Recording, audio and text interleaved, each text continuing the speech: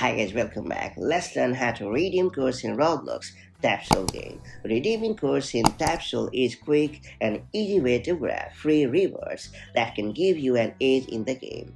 These codes often provide items, boosts or other helpful bonuses that enhance your progress without extra effort. So if you're new to the game or just looking to maximize your gains, learning how to redeem codes is a must. That's it. Let's get started.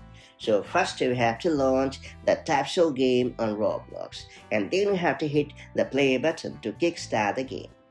Then you have to click on the gift box icon located in the upper left corner of the screen.